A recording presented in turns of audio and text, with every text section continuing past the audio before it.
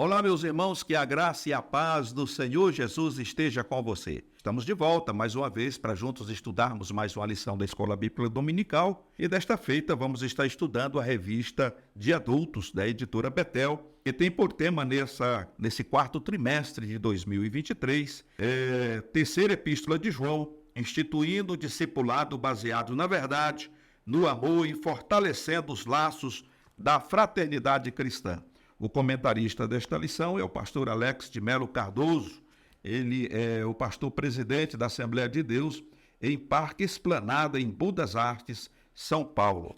E a lição de hoje, meus irmãos, é a lição de número 10. Essa lição traz por título: O verdadeiro discípulo glorifica a Deus. Bendito seja o nome do Senhor. O texto áureo vem dizendo: E o que a si mesmo se exaltar será humilhado, e o que a si mesmo se humilhar será exaltado. Mateus capítulo 23 e versículo 12.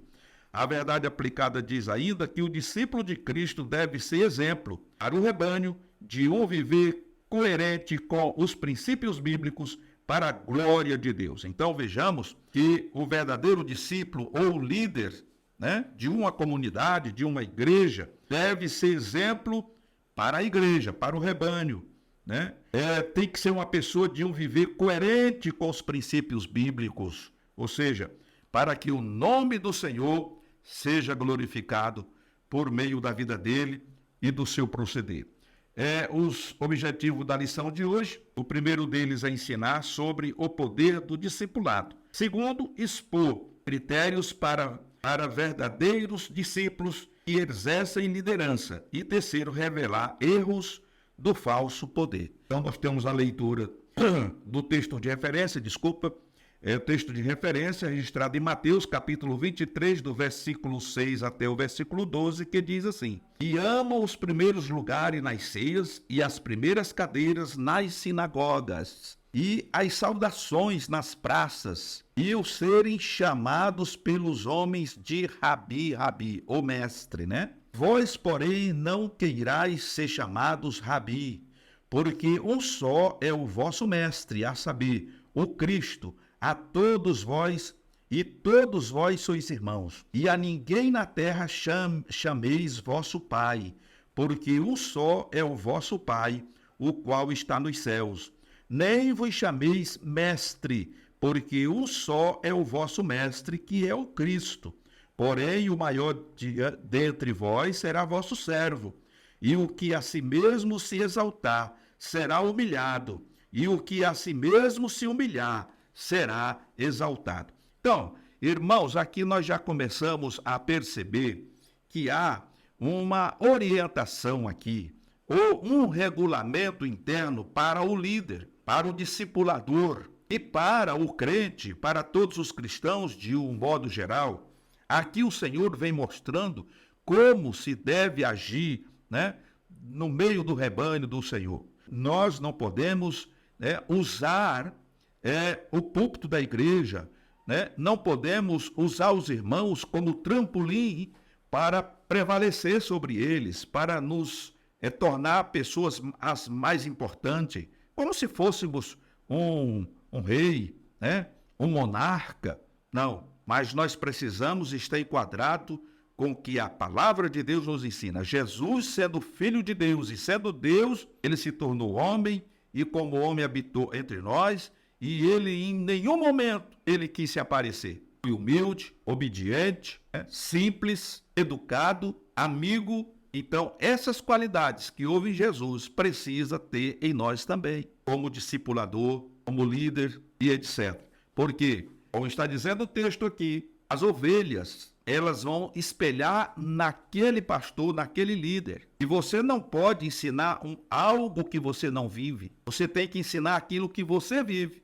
Você tem que pregar o que vive e viver o que prega. Essa aqui é a grande verdade, para que você se torne exemplo dos fiéis em todos os sentidos. Nós temos aqui a introdução dizendo: ser todo-poderoso é a natureza de Deus, chamada de onipotência. Ao homem está reconhecê-la, ou melhor, ao homem resta reconhecê-la e se submeter a ela.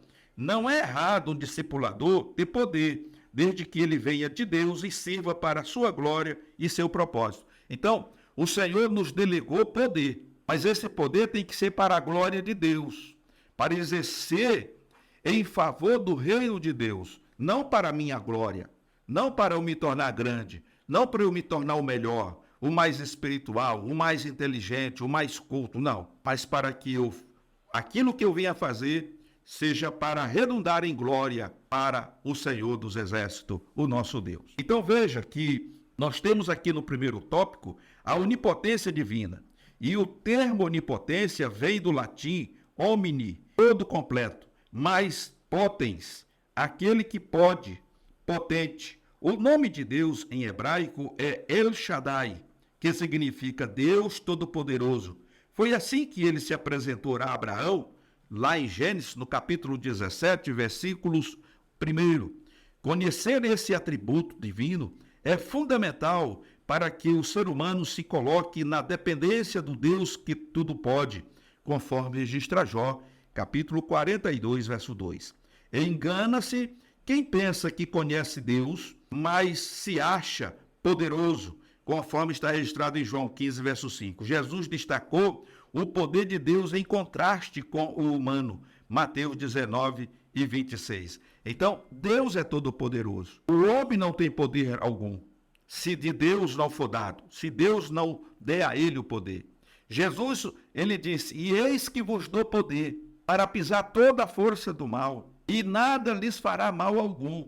Então, vemos que esse poder que Jesus nos deu, e delegou à igreja, esse poder, irmãos, é para fazer e provocar o desenvolvimento da obra de Deus, é para pregar o evangelho, é repreender os espíritos malignos, expelir os demônios das pessoas que estão, muitas vezes, presa nos laços do inimigo, é para repreender as enfermidades, curar os enfermos, porque, infelizmente, existe hoje uma ala de pregadores que eles dizem, irmãos, eu vou orar aqui pelos enfermos, mas eu quero deixar bem claro que eu não curo ninguém. Quem cura é Jesus. Eu não sei onde que o irmão encontrou isso escrito na Bíblia. Porque Jesus, ele deu o poder, ele nos deu a autoridade, ele nos capacitou para fazer isso. E ele chegou a dizer, se vocês estão admirados com o que eu estou realizando, coisas maiores do que esta vocês farão. Porque eu vou voltar para o Pai, e o Consolador, o Espírito Santo, vai estar convosco, e ele vai auxiliar vocês em todas as coisas. Então, esse poder que o Senhor está falando aqui, é o poder que ele deu para a sua igreja, para os líderes, para o discipulador, como você queira entender, para o pastor, o evangelista, o presbítero, para aqueles que realmente têm convicção da sua chamada e daquilo que Deus o deu para ser executado na terra. Bendito seja o nome do Senhor. Então veja, irmãos, que quando eu quero fazer prevalecer o meu poder, as coisas dão errada. É o caso desse Diotrefes aqui.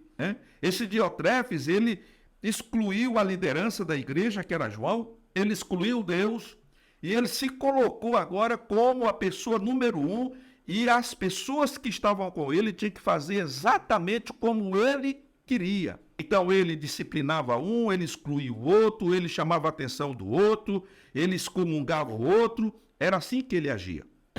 Mas o verdadeiro discípulo é aquele que se submete ao ministério ao qual ele está afiliado e se submete a Deus que o chamou. Amém? Bendito seja o nome do Senhor Jesus. Um outro ponto aqui é a onipotência divina, podemos dizer assim, é Deus que designa destinos. Veja que homens não são capazes de designar o destino das pessoas. O que eu posso fazer? Pregar o evangelho, apontar o caminho. Quem convence o homem do pecado, do juízo e da justiça? O Espírito Santo. Então eu prego a palavra, o Espírito Santo faz a parte dele. Convence esse homem. Então, só Deus tem esse poder. E aí está registrado isso em Provérbios 21:1. E usa para a sua glória e propósito, conforme Paulo explica isso em Filipenses capítulo 2, verso 13.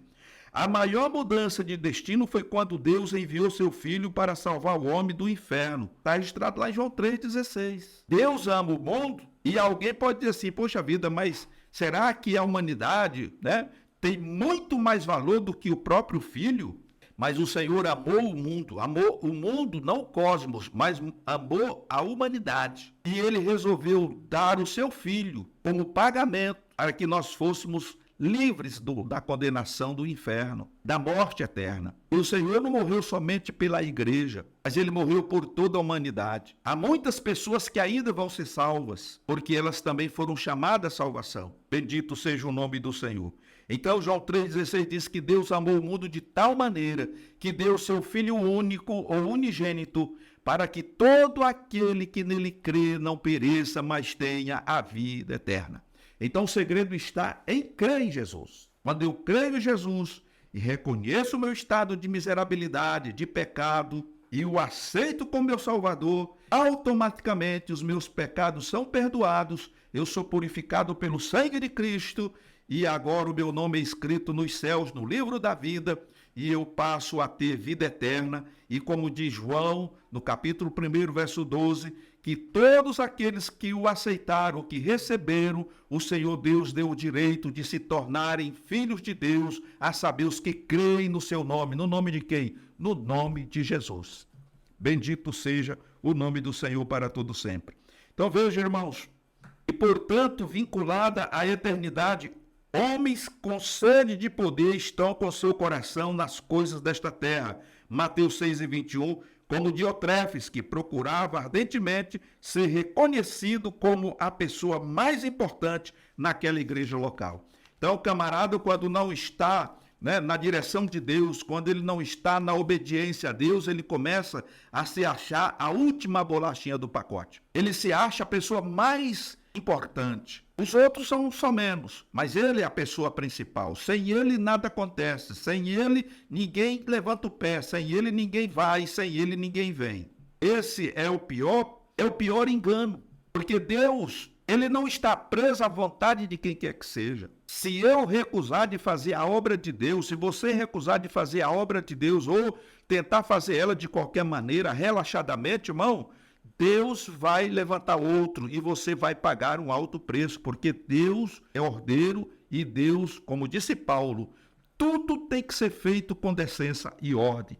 Bendito seja o nome do Senhor. Um segundo ponto vem dizendo que Deus, o Deus onipotente, ele é o Deus que promove a santidade. A santidade é um atributo comunicável de Deus. O atributo comunicável é aquele que Deus compartilha com o homem. Amor, bondade, santidade, entre outros. Parte deles elencado por Paulo em Gálatas 5:22 como fruto do Espírito. A santidade, ou seja, a separação do pecado, é exigida por Deus conforme Levítico capítulo 11:44. Não se deve confundir santidade com religiosidade, sendo essa um esforço meramente humano e vão para alcançar o sagrado. Por meio do sangue de Jesus, todos são santificados. 1 Coríntios 6:11. E deve se manter em santidade e não ser dominado pelo pecado. 1 João, capítulo 1, versículo de 8 a 9. Então, nós vemos aqui que é Deus que promove a santidade.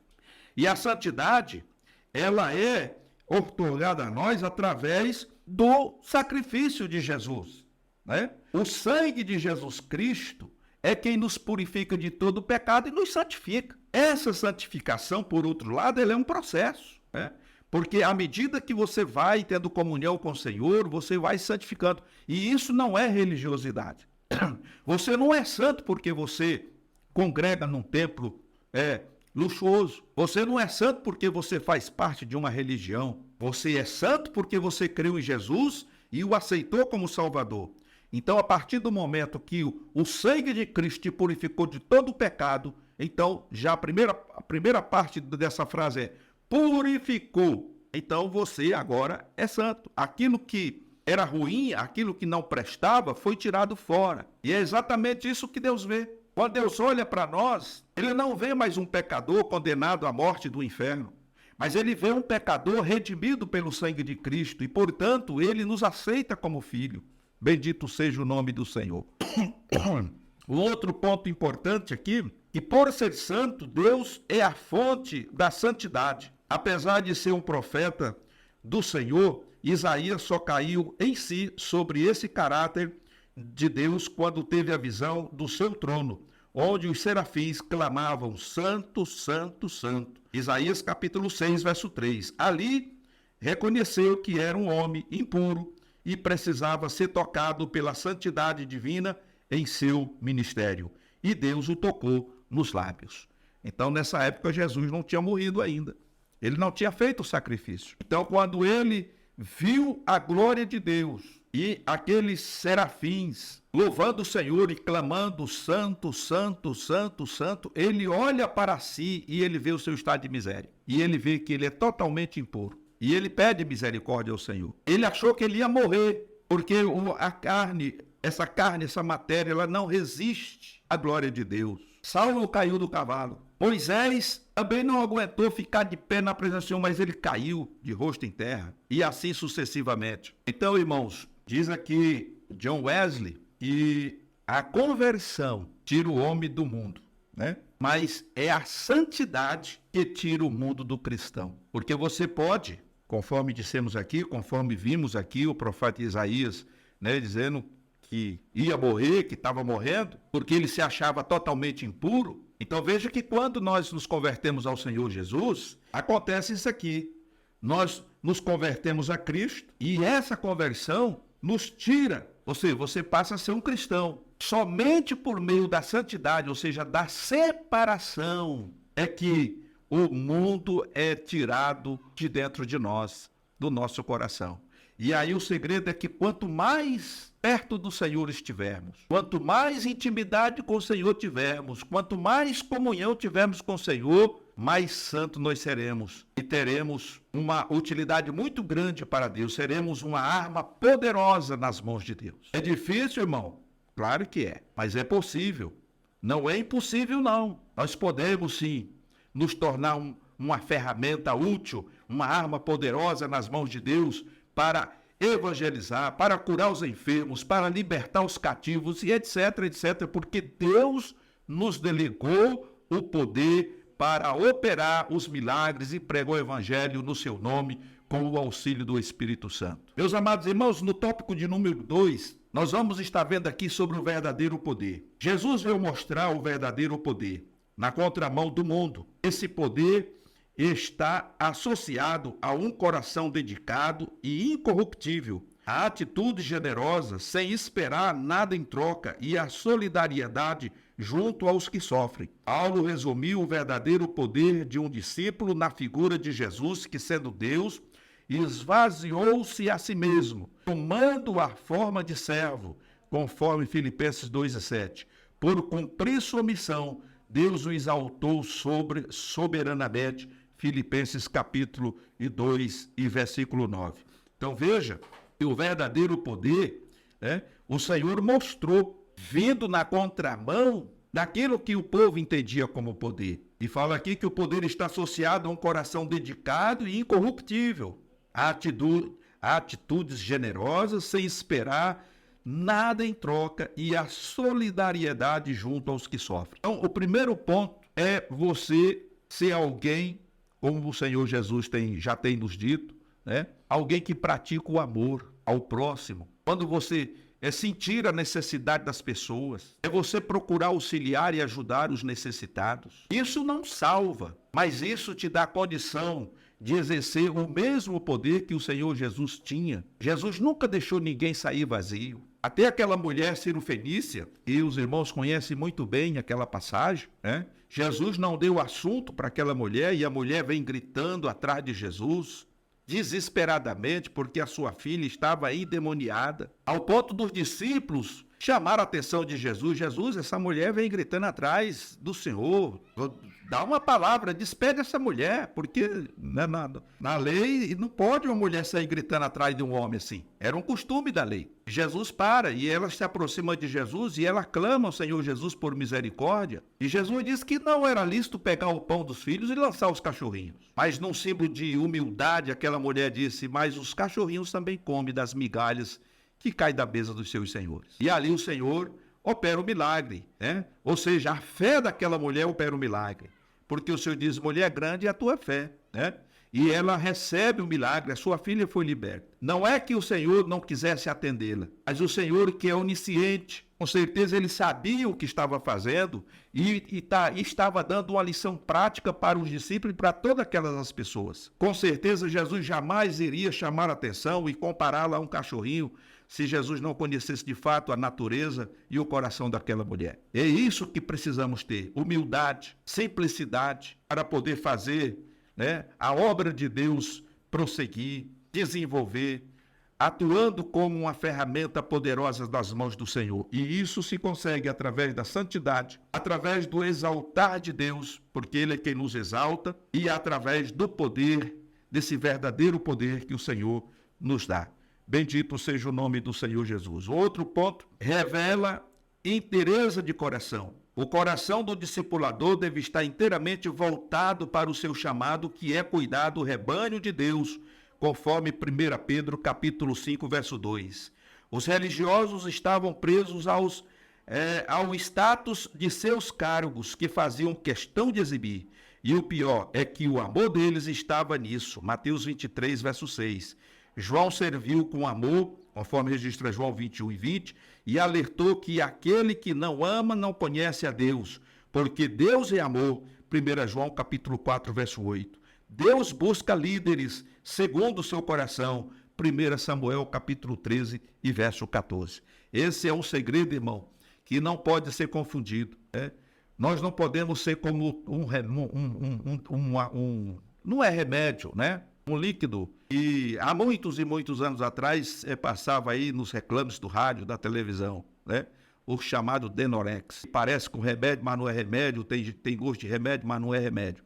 Nós não podemos ser essa pessoa, esse tipo de obreiro que vive de aparência. Nós temos que ser realmente, conforme está dizendo aqui, possamos revelar a inteireza de nosso coração para Deus, que Deus possa olhar para o nosso coração e ver o comprometimento que temos com Ele e com a sua palavra, e que possamos fazer a vontade de Deus conforme Ele quer. Veja que João serviu com amor e alertou que aquele que não ama não conhece a Deus, porque Deus é amor. Então, se Deus é amor e nos amou de tal maneira que deu o que tinha, que deu o seu único filho, nós precisamos também amar as pessoas, os necessitados, visitar os doentes, limpar os leprosos, libertar os cativos e anunciar o ano aceitável da salvação. Não foi isso que Jesus falou? O Espírito do Senhor estava sobre ele, o Espírito do Senhor está sobre nós. E nós temos a mesma responsabilidade que estava sobre Jesus naquela época. Bendito seja o nome do Senhor. Um outro ponto aqui, que nós precisamos, irmãos, ser agente do bem. A bondade é a essência de Deus, conforme registra Marcos 10 e 18. E Jesus encarnou, conforme está registrado em João, capítulo 1, verso 1. Os religiosos foram repreendidos por Jesus por desejarem ter os primeiros lugares nas sinagogas, conforme está registrado em Mateus 23 e verso 6, valorizando o status social do cargo que ocupava em vez de real compromisso que deveriam ter, que eram serem servos. João capítulo 10, verso 11. A liderança de Cristo era constituída em fazer o bem. Atos 10 e 38. E esse dever ser o alvo dos seus discípulos. Empatia é uma característica indispensável a um discípulo de Cristo. Colocar-se no lugar do outro revela o autêntico servo que age com amor. Jesus designou 70 discípulos para esse tipo de missão, conforme registra Lucas 10, do verso 1 a 9. Mas esse bem não deve ser motivo de exibicionismo, conforme registra Lucas, capítulo 10 e verso 20. Então nós vemos aí que existe ainda nos dias atuais essa classe de obreiros, e eles gostam de ostentar aquilo que possuem, as suas posições. Eles se gabam de ser o melhor, de ser o maior pregador, de ter mais eloquência, às vezes diz que são mais espirituais, enfim, e menospreza as pessoas. Acontecia isso com os sacerdotes naquele tempo. Eles não estavam preocupados né, no amor, de ser servo. Eles queriam ser servidos. E existem muitos hoje que estão nessa situação. Eles estão lá diante, né, dos seus templos, diante nos púlpitos das igrejas por aí, das denominações, mas eles estão ali para ser servidos. Eles não estão preocupados em servir ninguém, não. Eles não estão ali para servir as pessoas. Eles estão ali para ser servido, né? É como se aquilo fosse uma grande pirâmide e ele está lá no topo. E quem está aqui na pirâmide, na base da pirâmide, está trabalhando que nem louco para poder manter aquele que está lá em cima. E eles estão lá brigando muitas vezes, né? Brigando, né? E degladiando, porque muitas vezes aparece alguém querendo tomar o lugar dele, então ele fica ali lutando. Existe muito disso, irmãos. Eu não estou aqui inventando historinha de Trancoso para você, não. Mas não é isso que o Senhor quer. O Senhor quer um agente do bem. Ele quer alguém que sinta a necessidade, que tenha empatia, que se coloque no lugar das pessoas, que sinta a dor, que sinta o sofrimento e esteja disposto a ajudar. Esteja disposto a ter sempre uma palavra de fé, de esperança, de ânimo, de vida eterna. Jesus salva, Jesus cura, Jesus batiza com o Espírito Santo, e Jesus prepara e leva para o céu. Essa tem que ser a mensagem do verdadeiro discípulo. Bendito seja o nome do Senhor. Nós vemos aqui que os verdadeiros discípulos de Cristo ajudam as pessoas a se desenvolverem e terem o melhor desempenho possível dentro de seus respectivos chamados. A liderança servidora não é sobre cargos e títulos, como muitos religiosos e seguidores de Diotrefes pensam. Em vez disso, é uma atitude que consiste em fazer o bem àqueles que estão em seu círculo de relacionamento. Quem pratica o mal jamais viu a Deus. É o que está escrito em 3 de João, e versículo 11. Por outro lado, o discipulador precisa ser solidário. E veja, irmão, que o termo solidário vem do latim solidos, que significa firme, inteiro, sólido, e está relacionado a salvos, ou seja, salvo em boa saúde. Gaio, um líder solidário, foi reconhecido por João pela boa saúde da sua alma, conforme está registrado em 3 de João, versículo 2. Ele não media esforços para auxiliar aqueles que o procuravam, conforme está em 3 de João, verso 5. O espírito da igreja primitiva era o da solidariedade. Atos capítulo 2, 44. E Gaio estava sob ele. O verdadeiro discípulo é generoso, não age como os fariseus que faziam para serem vistos por todos, conforme registra Mateus 23, de 5 a 7, nas primeiras fileiras, mas em ser reconhecido por servir solidariamente, conforme 3 de João, verso de número 6. O mau discípulo é egoísta, como Diotrefe, e é um problema para a igreja. Irmão, precisamos ter cuidado com esse tipo de obreiro. Quando você perceber que o obreiro do qual você faz parte da sua igreja, da sua congregação, e ele quer tudo em torno de si e quer que as pessoas façam tudo para ele, dá um jeito de sair fora, porque esse deve ser discípulo de Diotrefe, e nós não podemos aceitar isso. Porque o pastor ele precisa ser solidário. O pastor, irmãos, é uma função espinhosa. Mas o que nós vemos aí é que muitos pastores querem andar mesmo de avião, de carrão do ano, né? Sombra e água fresca. Por quê? Porque ele tem uma membresia ali para cuidar dele. Ele se coloca ali como, né, um monarca, né? Mas a vida de um pastor, de um verdadeiro servo de Deus, de um pastor, um discipulador, é espinhoso, porque ele não tem tempo, não. É de manhã, é de tarde, é meio-dia, é de noite, é de madrugada. Qualquer hora o telefone toca, ele tem que ir atrás da ovelha. Está enfrentando dificuldade, alguém está enfrentando dificuldade, é para orar por alguém, é para ungir alguém, é para visitar alguém que foi internado, que está hospitalizado, que está entre a vida e a morte. O pastor não tem água e sombra fresca, não. Ou sombra e água fresca. O pastor, irmão, ele tem uma labuta, muitas vezes ele larga a família por dias, porque ele tem que atender os compromissos, ele tem que visitar os irmãos que estão no interior do estado, né? Tem que, muitas vezes, levar ceia para alguns irmãos, para aqueles que estão no hospital. Hoje é muito fácil. Hoje as grandes igrejas têm, né, os diáconos, né, os cooperadores. Termina o culto da ceia, ele fala assim: irmãos, cuidado aí, para não esquecer, prepare a ceia para levar para os irmãos aí. Os irmãos já devem ter o endereço. Ele não vai não, vai os diáconos levar a ceia. Aí tem a comissão de visita. Ô, irmão, eu fiquei sabendo que o irmão Cicrano está hospitalizado. Os irmãos faz um esforçozinho e vai lá visitar o irmão. Ele não vai. Mas o discipulador verdadeiro, o pastor verdadeiro, ele faz questão de visitar o irmão, a irmã, né? A sua ovelha, né? Ele vai no hospital, ele entra na UTI, né? Eu já fiz isso muitas vezes. E ainda faço. Chegar no hospital, se identifica, olha, irmão solicitou, né, a visita do seu pastor e estamos aqui para visitá-lo, para orar por ele.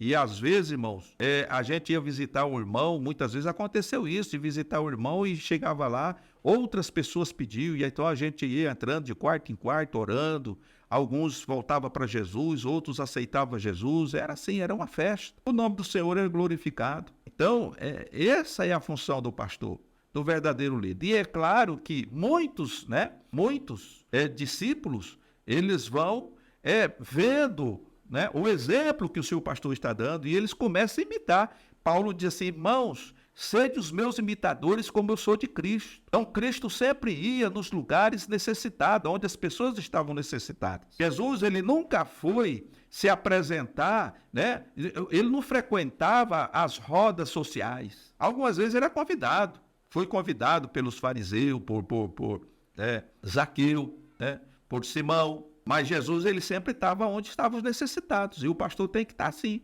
né?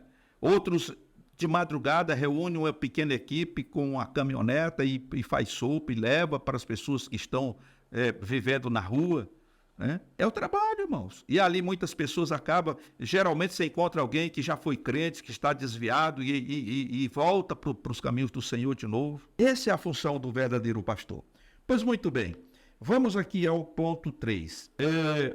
Aqui vem falando dos discípulos em crise. Maus discípulos que têm sede de poder são pessoas com crise e buscam impor sua autoridade como Diotrefes fazia. A ausência de submissão fez com que este mau discípulo desrespeitasse sua liderança, não entregando as cartas escritas por João à igreja local e se recusando a recebê-los. Então, esse líder aqui, ou esse discipulador, chamado Diotrefes, ele era uma pessoa mau. Então, aqui nós estamos focando nessas três figuras, né?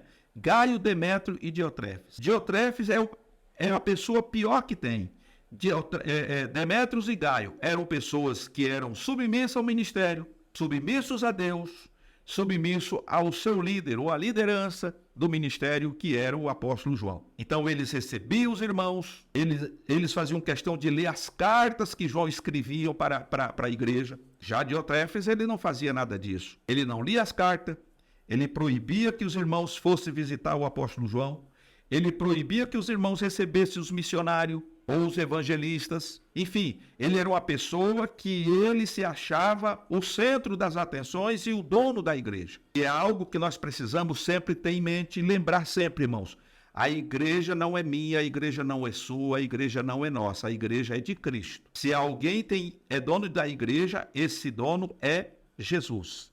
Ele é o dono da igreja, foi ele que deu a vida por ela, foi ele que resgatou ela, foi ele que comprou através do seu sangue, então ele é o Senhor da igreja. Eu nada mais sou do que um pequeno vaso nas mãos do Senhor. Bendito seja o nome do Senhor. Somos servos do Senhor. Bendito seja Deus. Então veja que no primeiro ponto aqui, ele chega a desafiar a autoridade. Por quê? Porque o desejo de primazia que Diotrefes tinha o fazia desafiar a autoridade espiritual que estava sobre seu ministério, o apóstolo João. Isso mostrava sua arrogância e destemor. Jesus deixou claro que os religiosos adoravam ser chamados de rabi, conforme está registrado em Mateus 23:7, termo que designava poder para o ensino e para conduzir outros. No coração deste religioso havia o sentimento de superioridade, mas Jesus destacou que o maior teria que ser servo, um ensinamento oposto ao que aqueles mestres entendiam. Esses mesmos rabis desafiaram a autoridade de Jesus inúmeras vezes, conforme Lucas 10:25. Como fez o próprio diabo, porém Deus é quem tem o poder sobre tudo. Mateus capítulo 4, verso 11. Então Jesus deixa claro que ele é o dono da igreja, é ele que tem o poder, e ele fez questão de frisar isso muito bem quando ele disse: todo poder Não foi uma pequena parte, a metade. Mas ele diz assim, todo o poder foi me dado nos céus e na terra. Agora ide e fazer discípulos de todas as nações, batizando-as em nome do Pai, do Filho e do Espírito Santo, e ensinando-as a guardar todas as coisas que eu vos tenho mandado. O Senhor é o dono, Ele é o patrão. Eu sou o empregado, eu sou o servo. Eu não posso fugir dessa realidade. E quando eu me coloco contra a autoridade espiritual que Deus delegou a alguém, eu estou me colocando contra o Senhor Jesus. Diotrefes, com certeza, ele tinha desejo de ser o pastor presidente. Então, ele, de todas as formas, ele queria desconfigurar a imagem do presidente para que, numa possível situação, ele se tornasse, porque ele tinha aquela fome, né, de poder, de aparecer, como os fariseus no passado. Eles gostavam de ser vistos, né? De ser elogiados, aplaudidos, glorificados. Mas o caso aqui é diferente. Aquele que quiser ser o maior, ele vai ser o menor. Aquele que quiser ser o primeiro, ele vai ser o último. E Jesus deu exemplo disso. Quando ele, sendo o Senhor, lavou os pés dos próprios discípulos. Quando ele se humilhou e humilhou ao ponto de morrer em morte de cruz. A morte de cruz, naquela época, era uma pena capital. E maldito era aquele que fosse pendurado no madeiro. Então, Jesus se tornou maldição por nós. Então, por que agora querer lutar? Fazer como Saulo, lutar contra os aguilhões? Duro é para mim, para você, recalcitrar contra os aguilhões de Deus. É melhor obedecer do que sacrificar, diz o profeta Samuel. Louvado seja o nome do Senhor Jesus. E outro lado, nós não podemos ignorar a fonte da autoridade. Sabemos, irmãos, que toda autoridade vem de Deus, conforme está registrado em Romanos capítulo 13, 1. Por essa razão, responde a ele sobre como a desempenha. Se não der fruto, será cortada. Era assim na época de Jesus, da igreja primitiva, e continuará, conforme está registrado em Lucas, capítulo 13, do verso 6 a 7. Quem exerce a autoridade eclesiástica sob suas próprias regras está em pecado e precisa se arrepender, conforme nos orienta o apóstolo João na sua primeira carta, capítulo 1, verso 9. A não mostrar arrependimento, ou seja, ao não mostrar arrependimento por seus abuso de poder, conforme está registrado em Jeremias 22, 17, Diotrefes mostrou sua arrogância e orgulho. O discípulo de Cristo está sempre sob a autoridade de Deus e serve ao propósito dele, conforme está registrado em Colossenses capítulo 1, 16. Então veja que só o Senhor é a fonte de toda a autoridade. Então qualquer um que queira exercer autoridade por si mesmo, ele está em pecado, ele está fora da graça, ele está fora da bênção de Deus e é, com certeza, um discípulo de Diotrefes. Portanto, irmãos, uma pessoa dessa natureza não serve de exemplo. Os discípulos cujas atitudes e palavras não inspiram o rebanho de Deus não serve e é mau. Jesus disse que o discípulo deve ser julgado pelos seus frutos, conforme Mateus capítulo 7, 16, parte A. Quem quer apenas se mostrar para a multidão, não passa de religioso. E Jesus disse que será humilhado. Mateus 23 e 12. Mas quem se humilha sob a autoridade de Deus é exaltado por ele e reconhecido por seus pares, como Gaio e Demétrios foram. Então que Deus tenha misericórdia de nós, que nós possamos seguir o exemplo de Gaio, de Demétrios e do próprio apóstolo João. Sejamos humildes, sejamos comprometidos com a verdade, que não queiramos nunca aparecer, mas que Cristo apareça, que possamos ser uma ferramenta útil nas mãos do Senhor para a edificação da sua igreja. Concluindo, dizemos que um cristão autêntico jamais será bem-sucedido biblicamente por seus próprios méritos. Ao contrário, se tornará egoísta e insensível, porque o coração do homem é desesperadamente corrupto. O verdadeiro e legítimo reconhecimento que um cristão que está ou não em algum cargo ou função de liderança pode e deve buscar está em conhecer o Deus Todo-Poderoso, revelado em Jesus e expresso na vida de santidade. Que Deus em Cristo te abençoe. Que Deus em Cristo, e se Deus permitir, estaremos de volta numa outra oportunidade. Fiquem todos na paz do Senhor Jesus e até breve.